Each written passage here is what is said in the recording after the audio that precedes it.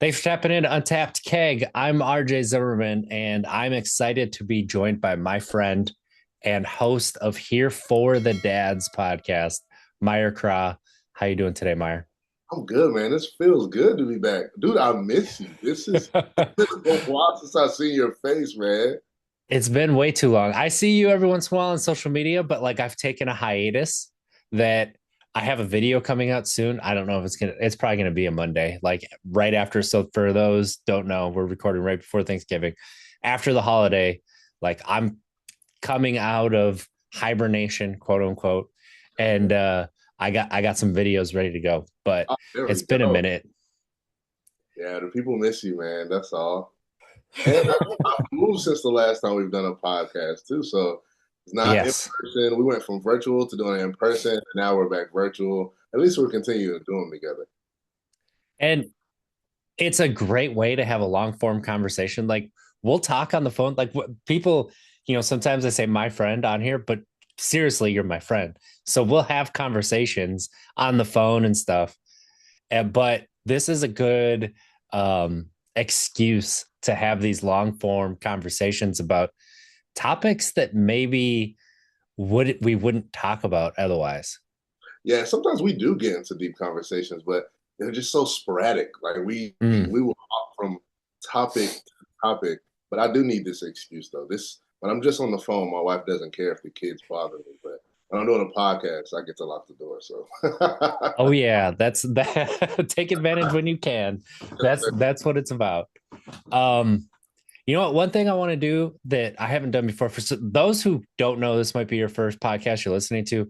Meyer's been on before, so this is the second time. Go back listen to that episode. It's really great. You'll get a background into Meyer and everything, but we're just gonna kind of like hop into it. And before we go, like, I want to give you flowers about I in my mental health journey. One of the things that I'm still working on, and I'm working on quite a bit. It's still a massive struggle. Is reaching out when I need support, and I've done that with you, and you have answered the call every single time. And so I want to give you flowers and how good of a friend you are, how good of a person you are, how great of a dad you are. And I just it's hard for me to put into words how much it means to me to have you be there when I need support. And it may not be one of those I can be there right now, but we'll schedule something. And that's all that it takes for people who might be going through something is, yeah, I can't be there right this second, but you know what, tomorrow I can at this time if that works for you. Yeah, that'll work. And that's exactly how you show up, and that support means the world to me. And so I want to thank you and give you your flowers. thanks, man. It's always hard taking compliments sometimes. Like I was just thinking about, oh, I'm just being a good friend, and we had a conversation a long time ago about like not having shallow relationships. It's not that you don't want to have Mm. them at all, because you're going to be acquaintances with some people, but we both know that we oftentimes may have friends we just kind of they're just shallow, and it is what it is. But our relationship that we have is not at all that. We don't really waste a lot of time with the not saying we don't have small talk, but we don't waste time with that. So if we need to have a deep conversation, if there's something going on, we don't mind just saying, "Hey, bro, like I know we were talking about this, or we're going to go out with the kids this week, but I actually got some stuff that's pretty heavy going on. You mind, creating space? You got some time, or whatever that is, and it feels a lot better. It's a whole lot easier to get into that. I think sometimes when people have shallow relationships, and one wants to then turn and make it a little bit deeper, and the other person's not ready or has never done it before with them, it's almost like scary, right? It's like, oh, that's not really what we do. This is a little murky, and they backpedal, and that's not what you want. So we started our relationship off saying like, "Hey, this is who I am, what I can do, and I think this is what I want our relationship to look like." And I appreciate that what we have. I appreciate you talking about taking those compliments too, because listen, that's another journey. Like, that's another lesson I've been learning. But I think that this is a really good springboard to talk about what like the topic of this episode, which is parenting and mental health. So, I'm a dad of two young boys. You're a dad of four young boys with one in the oven. So, being a parent, right? Congratulations on that. being a parent is massive in our lives. And with that, I think I don't think that this is too controversial, but I'm just going to say it. We are the first generation that takes that into account, our mental health while we are parenting. Yes. And that is different. So I think talking about that and starting from there and see where we go. What does that mean to you with mental health and parenting? The first thing I think about is when I was younger, watching the news and just hearing you hear those like wild stories. It's really not that wild because it's possible, but you hear those stories where mom or dad just went wild and they drove off the cliff with the kids in the car. And the excuse will always be like, that person's crazy or blah, blah, blah, blah. But what you saw was their mental health got put into the back seat with the kids. And either somebody else didn't care about it, work didn't care about it, they just didn't get a chance to do that and make it first priority. And not only just first priority, but a priority at all, and even having a conversation. So that's the first thing that came to mind is like, now I do think that we're the generation that cares about us and cares about the kids. And in doing that, it makes us better parents. Surprise! Like, surprise. Who would have guessed? Who would have guessed? The other day I was doing kind of like a little, what would you call it, like a trendy little post real thing with my oldest Azai, and it was just saying older phrases that he's probably never heard of before. It's like, the grass is always greener. He's supposed to say on the other side, but he's never heard of it before. Thought I would take like a little tweak to it and make it like about Black culture, and I had AI help me, and it just came up with a few phrases, and I won't repeat a lot of them, one, because I can't remember some of them unless I pull my phone up. But a lot of the phrases were either really negative or almost violent. And I was like, but I used to hear these things from my parents or from other people all the time. And I was like, that's really what we grew up with. And it may have only gotten worse with what my parents had heard. But the mental health portion, now with my child not hearing a phrase like that be the first thing that comes out of my mouth, is going to change his mental health in the long run too. So Mm. yeah. Is one of those phrases, quit crying before I give you something to cry about? Yes, it actually is. That was like, I remember it's like number 6 or 7. It was like, fix your face before I fix it for you. Um, Mm-hmm. it was, don't let the door hit you with the good Lord split you. It was just like a lot Yeah. of them were violent. I actually Heard thought, all of those. I was like, I'm not even going to expose him to those. They're funny now, but it's like, we were kids when we heard that stuff.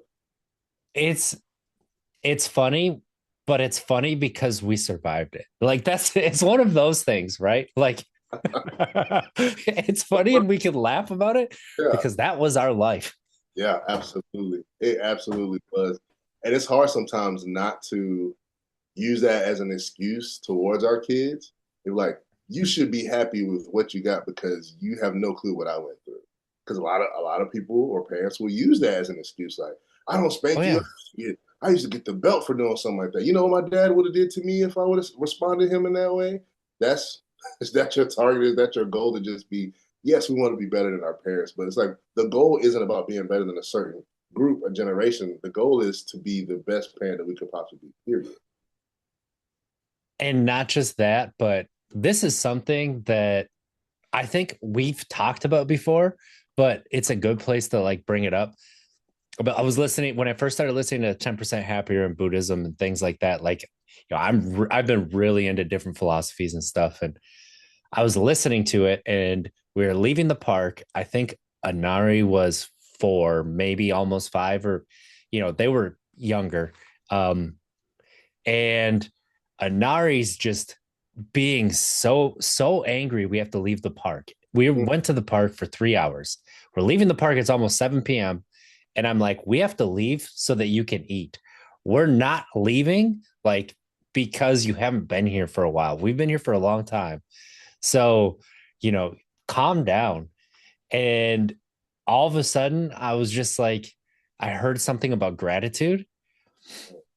Oh, this is what he said. And it like the gratitude thing kicked in. He said, you're the worst dad ever. Like, this is the worst thing. And I was like, you know what? I'm grateful that you think that I'm the worst dad ever because of this. Uh, That yeah, came out of my mouth. as he's like kicking and yelling, and he's young, he doesn't know. And when I thought about it, I'm like, I am grateful that this is what you think mean is. And then he stopped crying instantly and cocks his head and goes, "What does grateful mean?" And it was like that inquisitiveness. But in that moment, I realized that this is the childhood that like I want to give my child. So why should he be grateful for something that I want to give him? Mhm. And through that, like I've told people so long, like, hey, like it for expectant dads, but this is parents in general, but expectant dads, create the childhood that you would be jealous of. Because if you get jealous of the childhood you're giving them, you're doing the right thing. But remember, it's the childhood you want to give them. They don't know any different. So if they don't know any different, how can they be grateful? Mm. That's the That's only place that they can act from is what they know. They have absolutely nothing to compare it to. They're just gonna get whatever it is that you give them. And sometimes fathers will be the kid or the father that they needed as a kid. And that's helpful Oof. sometimes too, to at least give yourself that perspective. I know Mm-hmm. there's ways that you can go too far, right? Too overbearing. But it just depends on the area that you need it in. And as long as we're focusing and I think creating those steps to get better, I think that's gonna make it all worth it in the end. So it's like if we come out of, I'm trying to figure out where is what part of our timeline was there the worst dad ever. I keep thinking of like the Great Depression. If it turned if it turned people into like the worst dad, worst parents ever, was it war? But I don't think there was ever a time. It's just these cycles in different generations that get passed down. And so there's some bad in there. And people are trying to shake it out or shake it some other way. But it's all going to shake out at some point as long as you focus or be intentional about it, I think. Yeah, I mean, the way that you describe that, um, I think like when it comes to fatherhood and being a dad, you have to split that into two because there's being a dad to a son and there's being a dad to a daughter. And I think those are two completely different things, right? So you could have those moments, like especially, um, you know, previous generations. I mean, I've saw it firsthand. The dad that would show up for the daughter is not the dad who would show up for the son. And I think Like, parents, period. yeah. Oh, absolutely. Absolutely. So, in for those who like what I'm insinuating here is the love and the support that a daughter can get outwardly is not given to the son. In fact, it is actively taken away to toughen you up.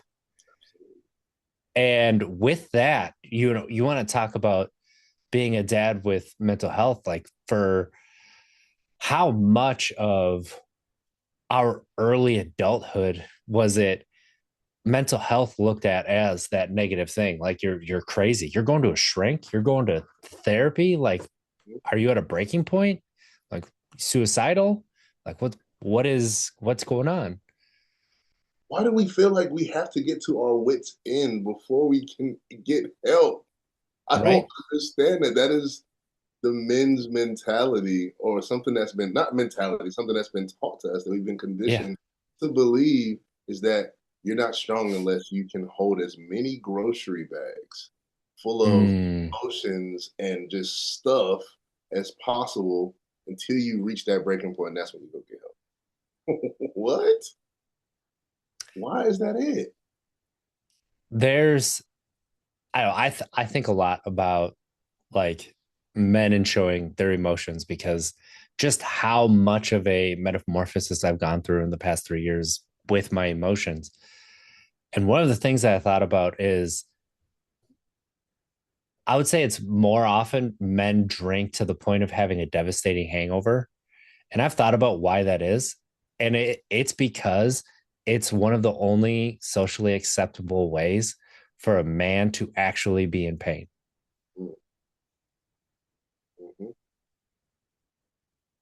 And if that's the case, and you're not allowed to be in pain and you're feeling a lot of pain, why wouldn't you want to make the physical manifestation of it?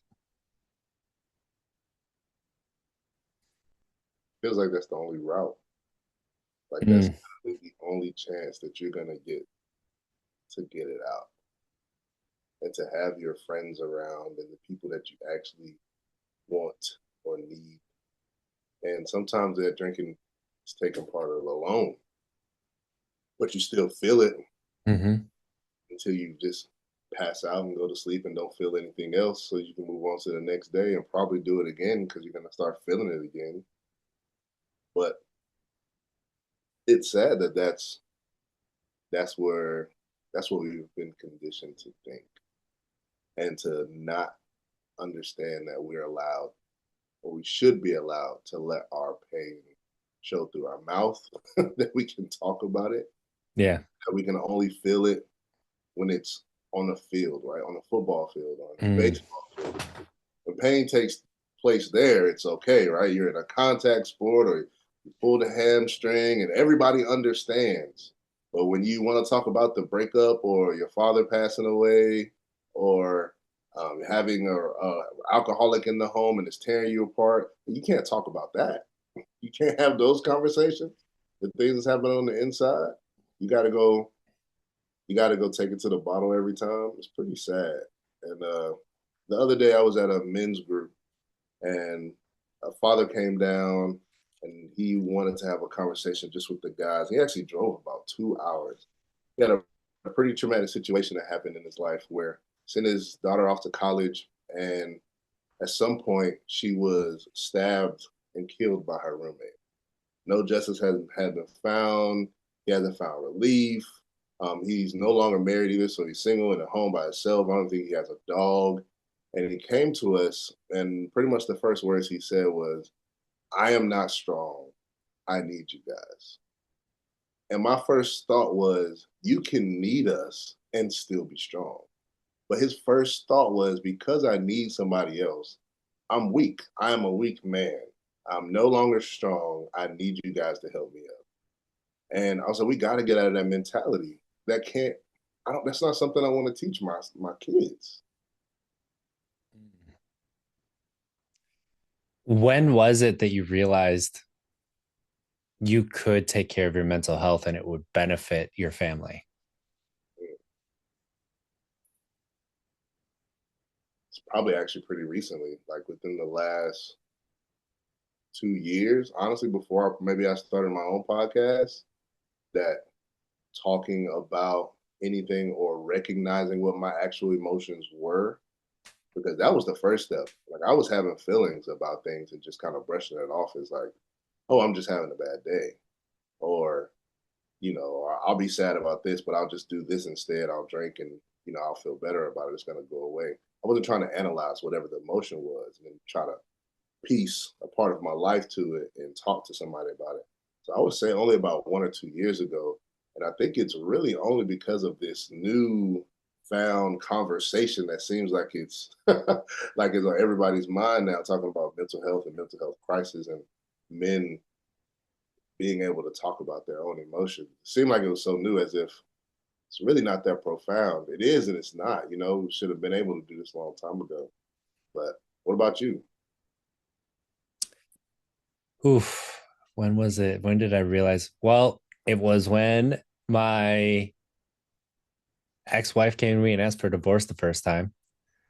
And that wasn't even like it was okay. That was a necessity. Like for me to actually recognize it was okay for me to do this was probably actually it was probably 3 years ago. Like was when I really had the okay, I can do this and it's better for my family. And it's when I realized I hated myself. And like everything that I did was through a lens of me hating myself.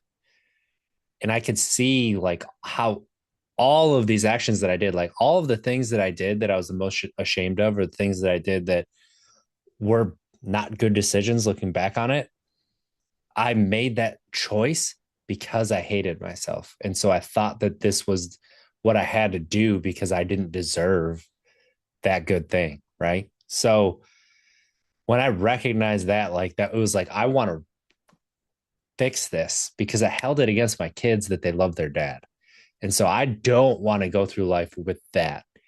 And when I started to work on that, I started to realize, oh, this is going to benefit my kids in a way that I don't understand. This is going to benefit my, future partner in a way that is just like so profound. It's benefited my family, like my uh parents and my siblings. It's benefited friends, so many people that I just would not have guessed. And with me being a coach, like it's benefited them. But how I've seen it manifest and like show up and benefit my kids has been the most profound thing. And it's because I'm being a little bit selfish, quote unquote, and doing that. But that's where, yeah, that was when I realized this is actually something that is really good, and um it's necessary. It is necessary, but not just that, but like I want to do this. It's like that feeling like it wasn't just for survival, but it was for thriving in life. And we're talking about now, I mean, it seems like more specifically men to men having these conversations and men to boys and making sure that they're raised the right way. And we'll talk about what it means to raise a man and what people think about that. But I think women, girls should be entered in this conversation to have an understanding of what we're talking about too, because you see not only just parents reinforcing this negative idea of what they believe manhood is, but you can see it happening in your own home. I don't remember if it was me or you sharing a post about a lady who's, I don't know if she was on a TED talk or not, but she always speaks about women's life and what they go through and stress and all that other stuff. And one of the men came up to her after the conference and said or shared, or you This might, was Brene Brown. yeah, Yeah. okay. You might have to give me more detail if I mess this up. But he pretty much said like it's convenient that you're only talking about the women because my daughters and my wife would rather me die would rather die than to see me fall off this white horse. And I was like, that is so true. I think that there's women in our lives too who've only been taught a certain form of manhood. You can only imagine what it would look like if they were to raise their boys alone or to be able to see their husbands or their boyfriends emulate what they really know or really understand or have been trained now what manhood is supposed to look like. So yeah. And seeing those be perpetuated, right? Like everybody, I'll say this. My experience, and it's not everybody, like this is just my experience. When I'm sharing my feelings of, oh, like this thing that you did, it affected me and it hurt me, right? The very first thing is, no, it didn't. Oh And yeah. I'm like, no, no, it did. Right. And I'm sharing this now because I actually understand what I'm feeling. But I remember that back when I was a kid, when I was going through that, so much. It's like, no, it didn't. Well, I didn't mean to. So you should just get over it. Right. And it's like, I'm pretty sure we had this conversation reversed, and that was not how it went. Right. And you would be upset if that's how it went. And then you're just told, all of a sudden you're consoling them because of how they feel about how they made you feel. So after a little while, I'm not going to share At because guess all. what? I know it's going to be me consoling you, and I'm going to have to do that anyway. So I'll just console you, and then you won't know anything about me. Mm-hmm. And then there's this distance and this disconnect, but it's my fault that the disconnect happened. Yeah. They just say, well, he won't talk. Mm, Otherwise, yep. he won't talk. He won't ever open up or say anything. And he'll talk to his friends, but they don't talk about anything. But yeah, he probably tried. They're He, moments, there were right? Like there if were I think back definitely, on those, yeah. Think back on those, and that's when you always wish you had like the crystal ball to really go back and talk about those glimpses or moments when you had a chance to really listen, when they actually tried to speak or open up about something. And it wasn't that you thought that maybe you were trying to listen, but you didn't hear them, right? You had like this defensive gland between both of those, and you're like, okay, well, if you're saying that, if you're saying that you feel like this and it's my fault, I don't like that it's my fault. So let's turn it and change it where you become the victim. Like, no, I don't want you to make it my fault. I can't make you feel like that because I didn't try to make you feel like that. It's not, that's not what's going on. You know what I mean? Mm-hmm. You know what your feelings are. And it's different when you're a child, I think. A lot of children, they just may not have words to put with their feelings, but I try to be very careful to tell my kids what they're feeling. If I feel like they're misusing a word, first thing I do is I want them to explain it. Okay, what happened? Exactly. Let's talk more about how does it make you feel. I'll use words that I've already taught them, like embarrassed. Does it make is it making your body hot? Like, what is it making you scared? Does it make you want to run away? Does it make you want to talk about it more? Like, I have these conversations, so I'm able to then give him a word to go with it. So now, when he has that feeling, he can check and talk about his emotions. So later down the road, when somebody is making them feel a certain way, they'll still be able to use that as a defense. Like, no, you are making me feel this way.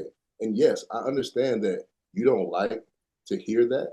I understand that you may have not tried to do that, but Mm-hmm. it's not your job to turn around and tell me how I feel about it. You know what I mean? It's just, Yes. it's not how it's going to be. And you being a victim is not going to help the situation at all. It's only going to make me retreat, like you said. And what you just shared too about being able to explain and like, okay, do you want to talk about it more? Does it make you want to like, not talk at all or like isolate? Like, I'm sure you don't use those words with your kids, but that I word do. isolate. You I, use isolate? yeah. I use Okay. that's a new word Dang. though. Yeah. That's within like the past 2 weeks. Um, Okay. because whenever he gets really frustrated but almost embarrassed, right? He gets into those mixtures because now we're talking about mixing feelings because of Mm-hmm. Inside Out. We got the next level Inside Out too. He's like, well, I just need a break. I just need 5 seconds to myself. And I said, and I started having a conversation about isolation and what that can do to you and how it can help too. So yeah, continue. Yeah. Oh, but this is such a great like glimpse into how mental health helps you as a parent, right? And learning those emotions, being able to explain them. Oh, I know how to relate this to myself. And now I can relate it to my kids and give them tools that they're able to use in different situations. And that is something that is such a gift when you start to work and you understand what coping mechanisms or even just like you're saying what you're feeling. Like, you want to talk about a weight off of my shoulders that I didn't even know I needed was being able to understand what I was feeling. Mm, mm, Like, that was a key that unlocked my inner world of, oh, now I have all this stuff that I can actually work through because I can understand what's going on. And I'm not just lashing out because I don't understand what's going on at all. So I just know anger. So guess what? Anger is all you're going to see. But my emotions were actually just all over the place. There were a lot. mm. So like that mental health and parenting and as far as being dads, like it gives you that layer that you can use to show up not just as your best self, but laying a foundation for your kids to show up as their best selves. Yeah. And being able to show up in every part of their life too. I think fathers oftentimes get put on the sideline for certain parts of Mm. children's lives, right? Like we might get tapped in after work to possibly maybe read a book, to maybe roughhouse with our kids, to take them on certain trips. But when they're crying and when they're sad or when it's their breakup, I want to be there for that part too. I want to be there for those maturing stages. I want to be able to mature in myself in a way that I'm able to not just be called from the sidelines for the dad portion of their life. I want to be there Mm-hmm. for all of it. And I think if both parents can do that in both realms, I think it could make a much healthier household as well. Mm. And it gives them the opportunity to see that you don't have to be a certain way around masculine person. You can just be yourself and that'll be okay. So you don't have to mask things. Yeah. Like, keeping them from putting that mask on and realizing that they can just be themselves. Like that's a big part of it. Um yeah, so this is a great place to transition to. Oh, this is what I wanted to say. ADHD moment. Before we go to that question, Anari, like what you were saying, Anari felt his first betrayal, like first real world betrayal. Um, and it's one of those moments where like I was glad that I was there because I was able to, hold space with him. And I mean, it was bad. So I got him a Pokemon game and he's playing through it. He puts 4 hours into it in 2 days, like just loving it. Well, I'm up doing a coaching call, and all of a sudden I hear some crying downstairs, and Ezra comes up the stairs, and I'm like, "You wait, I'm almost done." He's like, he just sits there waiting, gets done, and Ezra's like, "Anari's really upset," and I said, "Why? What happened?" He goes, "He overwrote his save, and now he has to start from the beginning." And I was like, "What?" So I go downstairs, and he's just absolutely bawling and wrecked, but he's starting his own game over.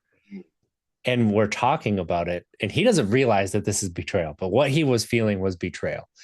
And I haven't had the conversation with him that that's what he was feeling, but it's just like, he's sad. He feels like he can be sad. He's angry. He's just everything is making him mad, but he kept going forward. And so he's so upset about life, everything. This is unfair. This is the worst thing. And I'm like, yeah, but what can you do? Well, I guess I could just start playing. And I'm like, yeah, you can. And within 30 minutes, he got to the same point it took him 3 hours to get to because he knew how to do it all. But, having that conversation and just sitting there with him, like not telling him, hey, you can't be angry about this. You have to just power through it. You just have to. It's like, no, you're going to be sad. You're going to be mad. You're going to be angry. You get to be all those things. And during those emotions, what can you do? You can just move forward. You can just start going to the next part. You can just get to the next gym leader, just get to the next part, catch that next Pokemon. And yeah. I've always loved, and for those who've never had the moment, had the honor to see you with your kids and just to hear like how you talk to them, because how you just said it is how you speak to them. Like in real life, it's not podcast talk or anything like that. It's so what could you do? Like what can you do next? That is exactly that same calmness, those questions that make his mind churn and move forward is how you speak to them. And I've seen you do it in every aspect, every time we're together. And what I see is a beautiful moment where you're creating that inner, not only the inner him, but like you becoming that voice to him too. So when he gets older, he matches your voice with his voice and he's able to get through those hard moments and it's calm. It's not rough. It's not forceful because we get those moments too. And I think that's where stress starts to come in, where you are met with a conflict or an obstacle and you're trying to figure your way through it. And the voices in your head are loud. They could be something, it could be self loathing, it could be something that has to do with identity. And you may know some more of these words than I do, but when you hear those voices and they're loud, it's kind of hard to hear the inner voice that's calm. So when you Oh get more yes. of the calm than you do of the loud, forceful, negative tones, it's a lot easier to see past the obstacle and past the challenge. So I have, I can say with my oldest, because I'm always using my oldest because he's my mind's milestone baby, right? It's like I see him hit different milestones before everybody else, and now you get to see what to do with your other kids as you're learning yourself and how to do it. I can say my approach earlier in fatherhood was very much forceful. I wouldn't call it negative, but it was almost like my speech was as if I was on the football field because that's what I heard. And that's Mm-hmm. what was preached to me in my home as well. And I heard my wife say, like, babe, you can't do it like that. You can't say it like this, or you're going a little bit too hard, try a little bit softer. But I didn't know another way. So I had to figure out how to talk to myself differently before I could start speaking to him differently. And now even I'm able to respond in a way that's calmer for the both of us. And I'm able to position myself and prepare myself for whatever the situation is. So, like I said, I just wanted to say, man, I've had the honor to see how you speak to your kids. And I wish all of us would practice that because it's definitely going to be helpful for them in the long Thank you. run. I appreciate that. And yeah, I guess I didn't even realize how that would come off, but that is how I talk to them. Like, I just like, because that's how I talk to them, I don't think it's anything um different or Mhm. like special or anything. So when people bring it up, I'm just like, oh yeah, right. But because I'm there and I'm in it, Yeah. is like, oh, but the exact what you're bringing up is something I never even thought about. And Oh, so you. It reminds me of the Bluey episode, and I'm trying to remember fully which one it was. But like the dad, I don't know, he didn't have any bones, and they were trying to get him down the stairs into the car because he's supposed to go take him to get ice cream or something. yeah, And, the ice cream tastes the sweetest when you have to work for it. Yep. yeah, and each time he would just speak as they got frustrated trying to figure out how to get dad down the stairs. He would only respond calmly, but there were these like cool kung fu type phrases. It was I don't want to learn anything, but what you see is Is when this a they life lesson? I don't want a life I lesson. don't want a life lesson, Dad. Like, this is the deal. No more life lessons. But when he stopped, quote unquote, giving the life lessons, they could still hear his inner voice because it was calm. And it was exactly what you were doing. So there's always a Bluey episode to relate life back to. And it's so great that adults get to have that It too. is so good. It is so good. So a lot of what we've talked about has been kind of like tiptoeing around this question that I've been getting way too much. And I'm sure you've gotten this question too, but um, the question basically revolves around in this day and age, how do you go about raising good men? That can kind of piss somebody off. Oh, it annoys the shit out of me. Oh, man. There's so many different ways we can go with this, RJ. There's so many different ways. I'll start with the my response is I don't. I raise good humans. There we go. There we And go. that's well, what do you mean? There's differences between men and women. Okay. If you're a good human, Hmm. what are you going to be if you're a man? A good man. What if you're a good human, what are you going to be if you're a woman? A good woman. If you're a good human, what are you going to be if you're non-binary, right? A good person, Yeah. right? Like that's what it revolves around. So let's raise good humans rather than, well, how are you going to raise a good man? It's like it just puts it continues that stereotype that we talked about earlier. It It does. continues like these things like, oh, you have to be tough. You have to, be protective. Like, what does that look like? It looks different compared to everybody else. But if I'm raising a good human that leans into their own strengths, like my oldest, what it looks like being that protector, right, is going to be a little bit more athletic. It's going to be a little bit more bullying those bullies. With my youngest, him being a good protector is going to look like him being more caring, him going up and giving a hug, him going up and being there for other people. That's still protecting, but it's in a different way. And so instead of making it like you have to do this to be good, a good man, right? It's like, no, let them be themselves, lean into that, and that's what it can be. And it's exactly what you said too about like when you focus so much on how to make a great man, it becomes everybody's experiment because there's Mm. no right amount of this or that to make the great man because everybody has a different perspective. And you keep removing this portion and giving them a little bit more of that portion. Let's take away less emotion and give them more toughness. Let's Mm-hmm. take away more, it's and it's horrible because then even men look at other men and want to judge or take away their man card, and it's just horrible and negative. And I only can think about the conversation that I had with one of my brothers like 2 days ago, and he was, I guess, speaking to one of his mentors, and he mentioned how they told their daughter when she went off to college that no matter what, she would never have to worry. She could always come home. Like that, she had a fail safe that she's gonna be fine if she wanted to leave, if she lost her job, whatever. Like my baby girls always know if anything happens, they can always come home.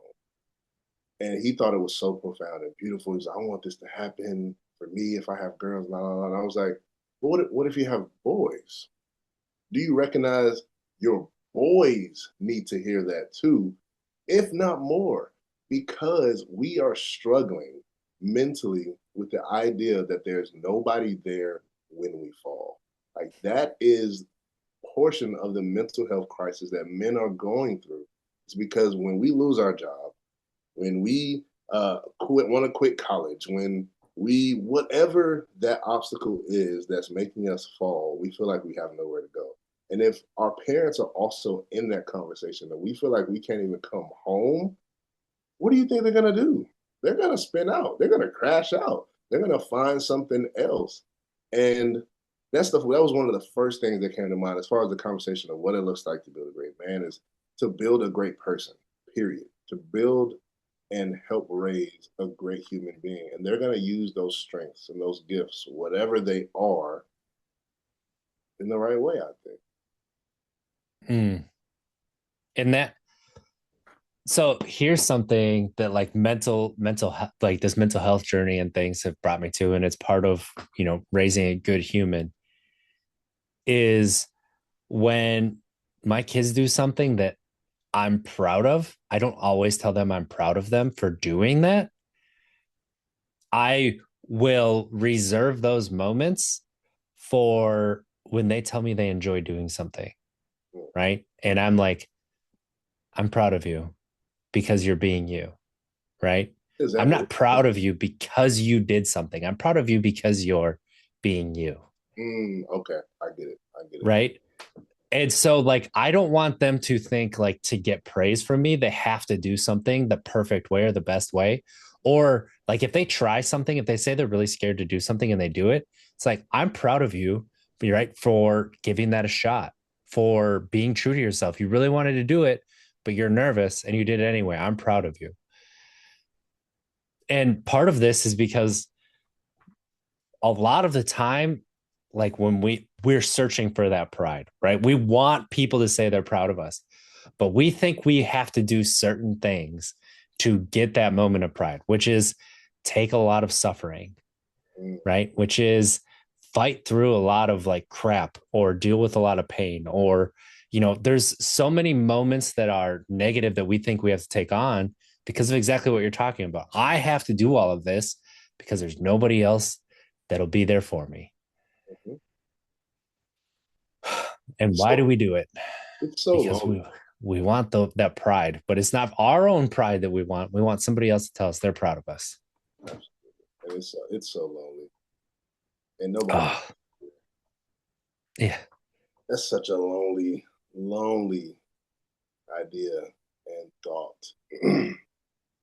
And I'm just trying to like hold space for men that are listening right now who are like, yeah, I'm still there. Like nobody around me understands Mm. what it would be like if I dropped this pack right now. If I drop this pack and I say I just can't do it anymore, how many men will have somebody say, I understand, you're gonna be okay, I'll do this with you, to say you're not a failure, to say you're gonna get through this, Say you're allowed to struggle. to say you're allowed to struggle. And we have the conversation all the time about how failure is the key to success. But it's only when we're talking about money that feels like when you're talking about entrepreneurship, it all seems cool and it's always sweet to put in a book. But when it's outside of that area, when you're failing in parenting, when you're failing at school, when you're failing in other areas of your life, how many people come to you and say that it's okay to still struggle and that you're going to get out of it? When you're failing in a marriage, how many people are going to tell you that it's not just your fault? That's There's it. two people. That's it. I've been through it. And let me tell you how many people told me that. Zero. You said, I Nobody. believe you. I believe you. I And mentioned that to my brother. I was like, if a husband loses his job or the family's not doing whatever financially, the first thing they're gonna say is, well, what is he doing? Like, is he gonna go find a new job? When the marriage fails and you get a divorce, like, oh, he must have cheated or he didn't open up. It's normally it he starts with must not have been a good man. must not have been good. It starts with our fault. How? How in a team effort? How does it start like that? And did you realize that when it was happening, or was it No, expected that nobody was gonna reach out or really understand or try to? it was. I didn't. I expected nobody to reach out, and the reason I expected nobody to reach out was because I was in this on my own. I didn't I didn't want anybody to know because then there was it was one of those things where nobody knew it was happening until it happened. And I didn't know that you guys were going through such a thing. And it's like, yeah, that's because I was raised to take care of your own shit, right? Like, and keep it all in. So of course you weren't going to know about it. Well, how did you deal with that? Not very well. I didn't, right? Like I swept it under the rug. Yeah, it's still there, bro. It's still. Just I'm tripping over the rug right now. can't see it. Not happening. But Oh, honestly, I did not have that realization until we just talked about it because I didn't realize it was something that could be said. Like somebody, I was on a date with somebody and she asked me, um, don't you ever want to curl up in the fetal position and just have somebody hold you and stroke your head and just not say anything, but do that?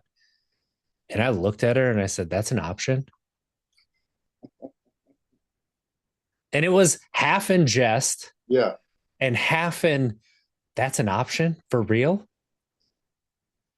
And she's like, I've never had a man tell me that that's, something they'd want. And I said, that's because no man knows that that's an option that they can Man, have. that was taken away from us after the age of about like 4. Yeah. Like when you start getting to the age where it's like, fall down, you better get back up. Boys don't cry. Like we start having those conversations, when you start having trouble mixing what it is to be a man, or not mixing what it is to be a man with what it is to be a good person, and you start hearing that, that's when you're no longer able to do that. When dad says you can't sit on my lap, Mm. that's a long time ago. I'm a 30-year-old man, older than 30 now, got little gray hairs in my beard, but I, I've known that to be an option for a very long time. You know, well, and that's the thing is because you don't know it's an option. You don't even look for that in a partner. What do you mean I get to have that? What do I look for in a partner? They don't have to show up for me at all. It's just about what I can bring, right? to the But table. in that, not being able to like not knowing that you can be shown up for, like now all of a sudden it's just like it's you're missing that piece that's yourself. And so that distance is created. And it's because you don't know what the other side looks like. And because you don't know what that other side looks like, you can't even be curious about it. Mm-hmm. You don't know And it so, exists. I was listening to Alice of the Heart by Brene Brown. That's a Again, man. she is so good, but she's talking about curiosity.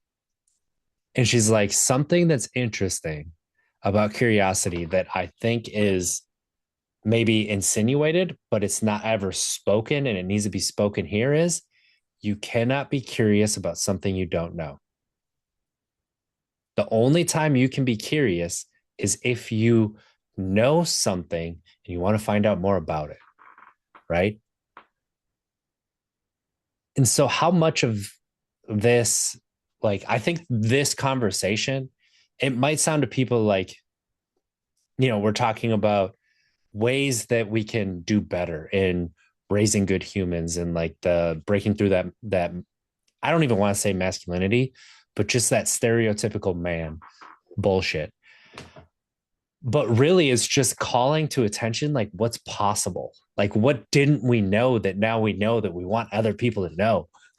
That's it. And I think we're like realizing so much in this conversation too.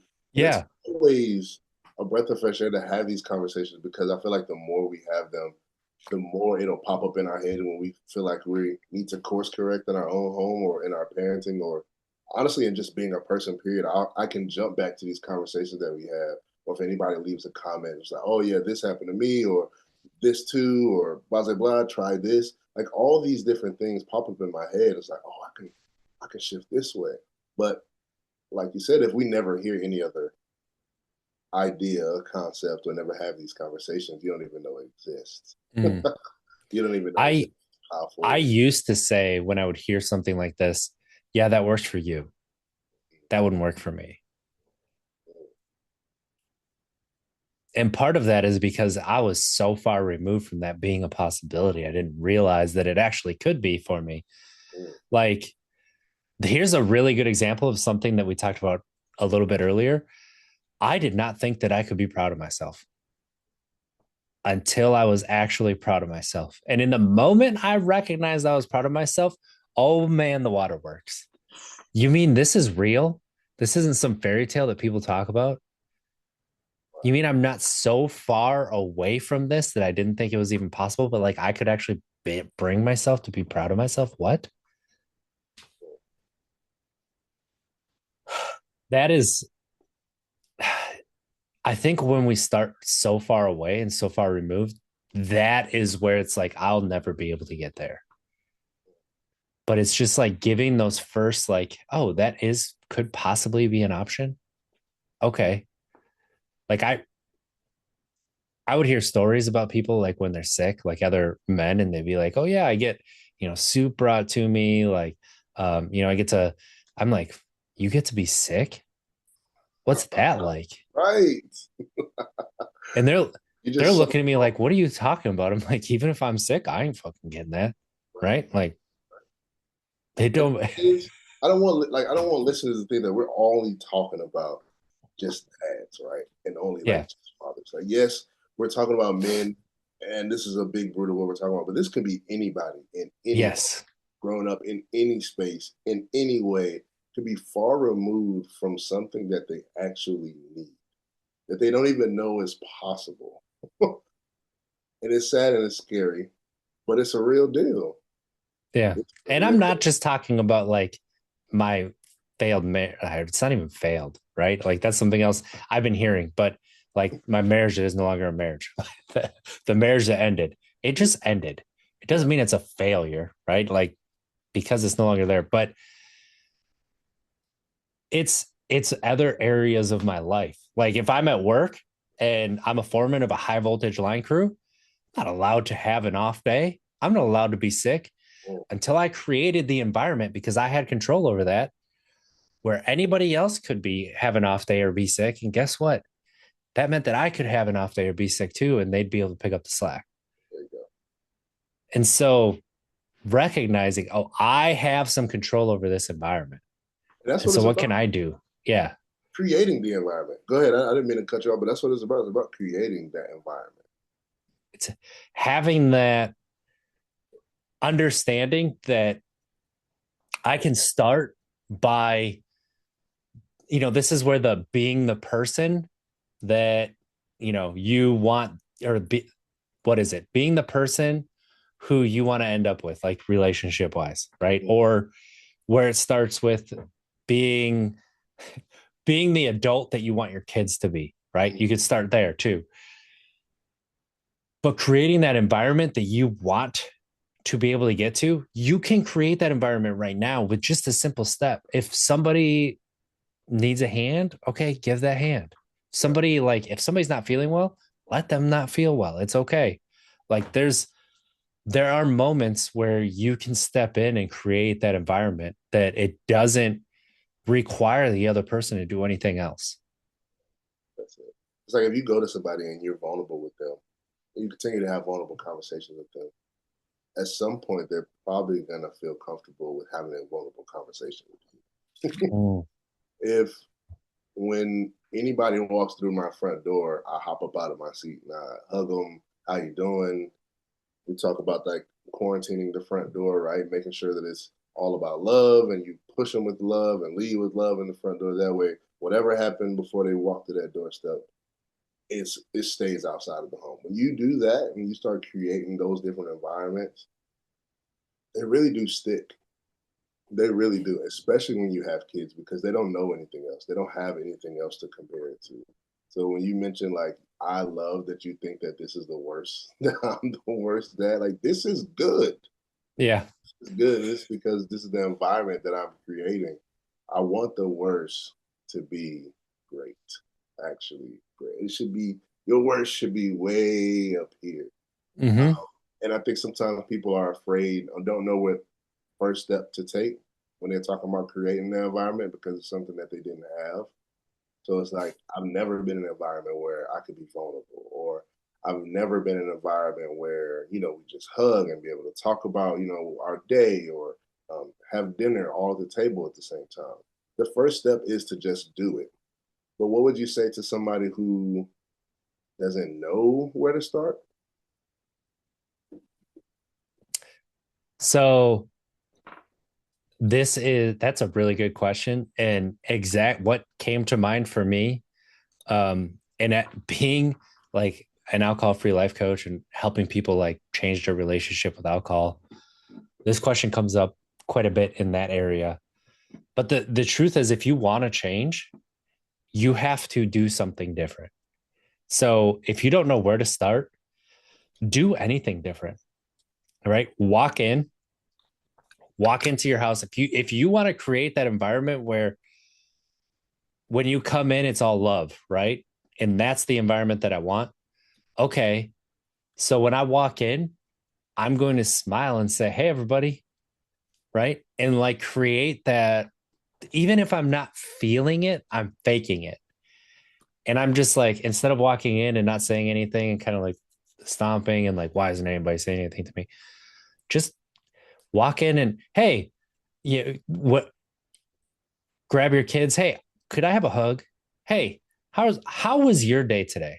Right. And say it with a little bit of energy and like curiosity and just do something different. And it doesn't even have to be that. Like it doesn't even have to do with the environment that you want to create or anything like that.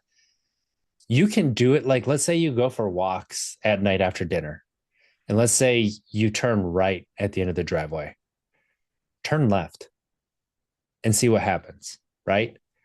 Or if you have to turn right because you live in a cul-de-sac or whatever, like instead of like whatever way you do to like go in a circle because everybody has their routine, just do that same routine backwards. Change something and then see what that brings up in your mind to something else you could change. That maybe it is you realize, oh, I want to walk in and I want everybody to be happy that I'm home.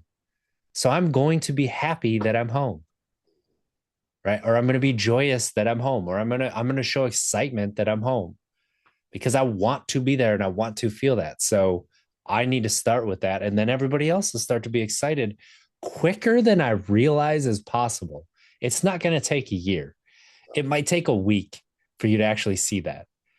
It is a lot quicker to create that than what I think people realize. And it also looks like holding yourself accountable. Like that could be a change. Like instead of just being like, oh, this is what I'm dealt with. This is what I'm dealing with, right? Actually, it's not necessarily what I'm dealt with or what I'm dealing with, but I can do something and hold myself accountable. I've let it be this way for a little while. Yeah. I could just do something different. You can't not do anything. That is the one way to make sure that it doesn't change. If your answer is to not do anything, to not make a change at all, or to even try, that is the one guarantee that it will not change. And I think we both know people, or at least either grew up with them, worked with them, or whatever, who will likely point at everybody else and how things are always bad for them. They almost feed off of it. And they just think that it's okay and nothing's ever their fault, and they don't change anything at all. And It's that not gonna change. the only time that they come alive or they're, happy is when they have an enemy. Mm-hmm. We know people like that. Oh yeah, What a crappy way to live. and it's That so you exhausting need an enemy. to need an enemy. It's so exhausting to be that friend too, if you even want to call it that, because a lot of times Mm-hmm. I start off as a friend, and then it turns into I'm really trying to be a friend. Then it turns into I'm more of an acquaintance because you literally start just doing this jellyfish back walk away from them because it's so exhausting. You just don't want to live like that. Like to constantly feed off the negatives and to constantly want to pull from that instead of trying to put something positive in the world and to find a way and solutions. And I can't. It's icky for me. I've been in those positions before, and I hated just Yeah. being that friend. Ugh. One of the best things I heard as an apprentice, from another apprentice, going to, being a high voltage line tech was, oh, we get to this and it's a job that we have to get done and it's going to suck. And I'm like, damn it, this is really going to suck. And he goes, yeah, it is. And guess what? We're going to get it done anyway. And I was like, you know what? That is a damn good way to approach all of this. Like, instead of just sitting there and being irritated and frustrated, because that's what I was around for a long time, was people would be irritated and frustrated, especially if it's going to suck. And like that started to leak into me, be like, you know what? Yeah, it is going to suck and we're still going to have to get it done. And it's like, yeah, it's like that's not necessarily positive. It's just true. It's just that neutral. So recognizing like these other things in life that are going to suck, but guess what? I'm going to have to do it anyway. And that's what Okay. embracing the suck looks like. Like you can, Yeah. so when I learned that you can embrace the suck, like when you have to wake up early in the morning to do whatever, it's like, it might suck, but I'm gonna get up and I'm gonna be happy about it. I'm gonna do this. This is gonna make me happy, and I get a chance to do this. I'm just gonna embrace it because I know at some point it's gonna be over, right? And it's so helpful, and it changes your day dramatically. It changes whatever the task is to learn how, because it's really a skill to embrace it and to have that conversation. Like, yeah, this is gonna suck, and we're gonna do it anyway. So, oh, okay, yeah, yeah, you're right. Let's go for it. And then it actually sucks less. Right. You feel less of it, believe it or not. It leaves space for moments of humor, for surprises to happen in there. And something else that I noticed too was this task should probably take 5 hours to get it done. And when you're with a crew that's like, yeah, this is gonna suck, but we'll get it done, right? Or we got to get it done, even if it's that we have to get it done. It might go faster than it should, right? So it should take 5 hours.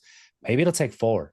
Why did it take 4? Because everybody was working as a team, and instead of being like, this is gonna suck and like dragging ass and not wanting to be there and all of that, it's just like, well, let's just get it done. And you're having fun with people, and like things get done quicker that way. The moping kills it. And I think even in marriage or even in relationships, having that type of expectation management, like Mm, people knowing in the relationship, like there's going to be parts in our life that's going to be rough. Like we're going to have rough seasons. There's going to be part where it sucks and we're going to get through it. Or we're going to do this. And when both people both understand that or have some type of expectation management, I think it helps it. It doesn't always make it perfect. It doesn't always mean that you're going to actually get through it together, but it gives you some type of management. It gives area and room that you, because you had the conversation. The same thing can be had with your kids. Like, hey, today I'm telling you that we're gonna go outside and play. Tomorrow I might not say that same thing. So there's gonna be days where you're gonna be upset with me because I'm not going to do what it is that you want me to do, whatever that looks like. That could be just talking about what the week is going to be looking like. That can be a teenager and the conversation you're having with them. One day you're going to love me, one day you're going to hate me. There might be a few years where you're going to hate me or not understand, but I need you to trust me. Like there's so many conversations you can have about the suck, about the Mm-hmm. rough season and a rough time in your life. But it's important to have and to understand that there's light at the end of the tunnel. Mm. And you talking about that, like it brought up this thing that I heard on a podcast that like I've told my kids. And it is about embracing that suck as a parent for me. Not necessarily them embracing it, but for me, like them saying, I don't like you, daddy. Right. And I'll turn around and say, that's okay. You don't have to. You didn't sign up for this. I brought you into this world. So no matter what, I'm going to love you, but you don't have to like me. And you're not always going to like me. That's okay. But know that even if you don't like me, I still love you no matter what. Right. And so, like, that sets me up so that when they say that, it's like, it just sets me up for the, yeah, guess what? They're not gonna. And that means that I'm doing something that I have to do. Do I want to? Do I want to hold discipline? Do I want to punish? Do I want to, or, have consequences? No, but I have to if I'm going to raise good humans. Yeah. And that's a part of it. So that was giving yourself great expectation management. Like, That is, yes. And listen, having no expectations is not expectations management. That is setting you, that is just you being scared of living. say it. Organizations will fail with uncommunicated expectations every single time. Thing is, expectations, things in life, yes, I understand they do change. Communicate it again. Just Yeah. communicate it. I didn't say what I said was permanent. I gave you a guideline to go by based on what I know to be true from where we are today. That's it. That is it. And that's what we're going to use. If something changes on your end, something changes on my end, we're just going to talk about it again. That's all we got to do.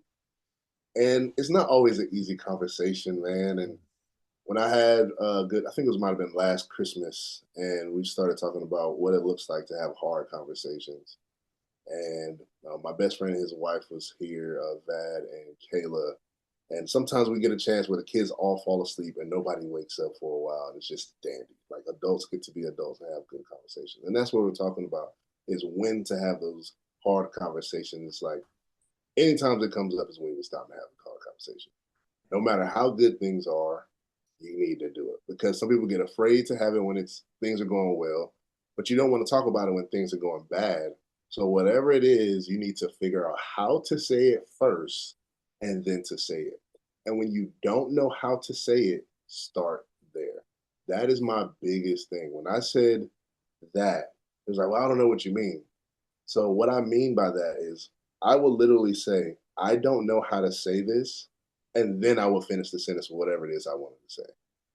Don't not have the conversation because you don't know how to have it or because you want it to go a certain way or you want it to manipulate it so that they won't get upset.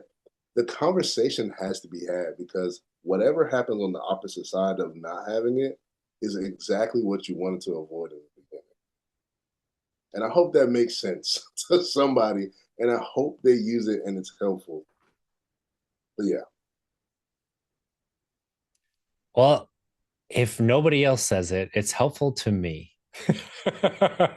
So there's so much that you can heal by yourself. There's so much you can heal as a parent, right? And I'm talking about like yourself, your inner self, like the things that the growing, all of that. It's different when you're in relationship with somebody and you care about that relationship, right? So something that I'm working on that I'm having, like I'm okay with having these hard conversations, But when things are going good, I don't want to stir the pot. Like, this isn't a great time to have that conversation. I'll wait till next time. Oh, this isn't a great time to have that conversation. I'll wait till next time. Oh, they're really sad right now. I don't really want to add on top of that. So I'll wait till next time. Right. It's starting with the, I don't know how to say this, but I was disappointed when, this happened. This has happened and it's disappointed me. Or this isn't, I'm not showing up how I want to show up. So, like, I'm willing to say that. I have said that, but I wait for these perfect moments, and they're few and far between. And I don't have to wait for the perfect moment because I'm actually setting everybody up for failure. Yeah. And that is difficult. That is a difficult cycle to break. And it's difficult. All of this is difficult to break. Like, all of it is.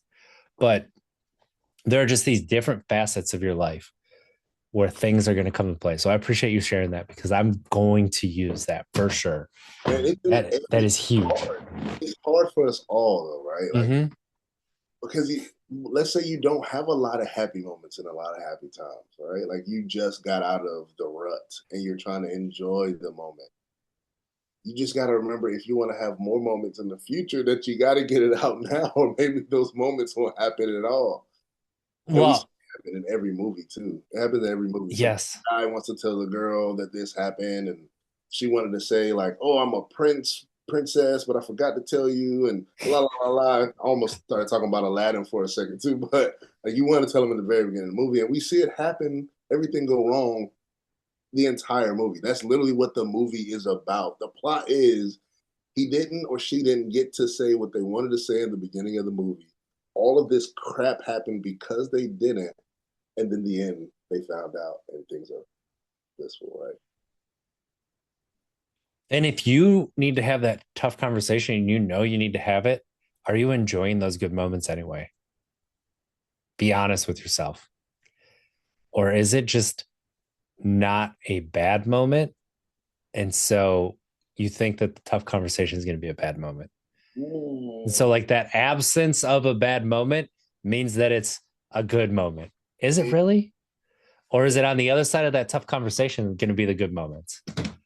Very different, and I hope people understand that there's a huge difference. Like, you hear people talking about like being married and being happy. It's like, do you have you really assessed what it looks like when you're happy, or is it just nothing bad going on? Is it just nothing? Because you can go aim for the happiness. You should go there. Like, you want to get there, and if you're not there, and maybe because you're not having the conversation that you should be having, that you want to have, or that you're afraid to get into the black or the bad a little bit, so that you can get to the good. That was good, RJ. That was really good. I think a lot of people live there in their relationships, even maybe even with their kids. Like, Yeah. okay with just seeing them the hour or two in the day and not getting a chance to be the parent that they really want to be. Maybe one of the other parents is hogging all the parenting, because that's a thing too. And they're not having that conversation. If you want things to change and to truly be happy and to feel like that proud dad, that proud mom, have that conversation and move towards what happiness means for you. Myer, if people want to keep up with you, what's the best way they can do that? Find me on Instagram, man. That's probably where I'm the most active. Instagram at here for the dads. It's the number four. So here for the dads. And there you can find my website for merchandise, my podcast. You can DM me at any point in time. You get to see my cute kids on there too. But if you're looking for me, I'll say it one more time. It's here for the dads with the number four. That this has been such a great conversation, and I appreciate you being willing to have it with me, and I appreciate you being my friend. So, for those, share this podcast with somebody you know would benefit from it. I know you know one person. Share it with them, because hearing some people talk about this, maybe they'll relate. Maybe they'll see, oh, I need to walk to the end of my driveway and turn left this time instead of right. And that'll be the change, right? That could be the change that starts it. You never know. It could be something as, it sounds so juvenile and stupid, but listen, it works. There's science behind it. It actually activates different parts of your brain. It fires different synapses, makes your brain think about things, from a different perspective. It is all about getting that other perspective. And now you might be able to think differently. Like there is science behind changing these things up, but maybe that's what it is. But share it with somebody that you know, because I think that there's a lot of these conversations that could be had and things brought up that weren't necessarily thought about on these, like things that we are overlooking that we may not even, realize in these moments because we just don't know. And so like that curiosity of what I don't know, I want to know what I don't know. So let's continue to have these conversations out there and leave a comment, put something in the comments. I read them, on the podcast services. I can't always respond to them, but I'll bring them up in the podcast, and that's something that we can do too. So let's try to be better tomorrow than we were today, because if we don't make it, we tried. I appreciate you all. Love you. Have a good week.